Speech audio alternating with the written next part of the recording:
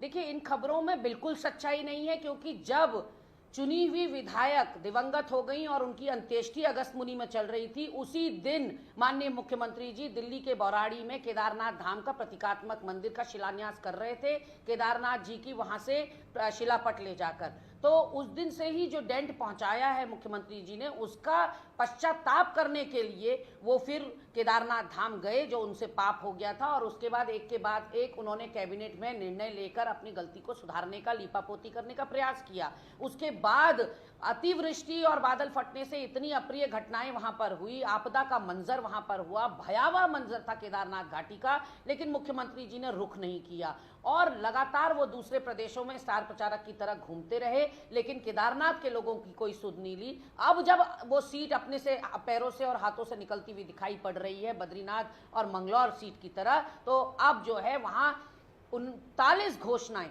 जिन्हें मैं चुनावी पुलाव के रूप में प्रस्तुत करना चाहूंगी, वो वहां पर की गई हैं। केदारनाथ की जनता के सामने 25 घोषणाएं पहले, लगभग 10-12 घोषणाएं बाद में करके मुख्यमंत्री जी सोच रहे हैं कि लालच में आकर केदारनाथ की जनता इन घोषणाओं के बलबूते अब उनको सिर माथे बैठाएगी, लेकिन गलतफहमी में है पूरा का पूरा भाजपा का संगठन और सरकार। केदारनाथ की जनता, जो आपने वहां पर छल कपट किया है, जो सोना चोरी मामला, क्यूआर कोड मामला, लाइट एंड साउंड प्रोग्राम वाला मामला, और तो और गर्भगृह से फोटो वीडियो वायरल करने वाला मामला, और एक केदारनाथ धाम का एक मंदिर दिल्ली में, एक तेलंगाना में जो आपकी नाक के नीचे खुलने की पूरी तैयारी हो रही थी, जिस तरह से चंदा उगाई हुई है, लोगों की जेब ढीली करवाई गई है, वो सारी बातों से शुद्ध होकर केदारनाथ की जनता ने मन बनाया है कि उनकी विधायक की जिस समय अंत्येष्टि हो रही थी, मुख्यमंत्री वहां नहीं शामिल हुए, और वहां शामिल होने के बजाय आपने दिल्ली के बौराड़ी में मंदिर के स्थापना में आप शामिल होना ज्यादा जरूरी समझा।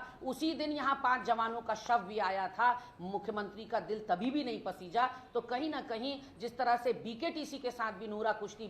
वहां के पंडा पुरोहित समाज की चल रही है, उसका खामियाजा भाजपा को झेलना पड़ेगा, और हैट्रिक कांग्रेस पार्टी इन उपचुनाव में लगाने जा रही है।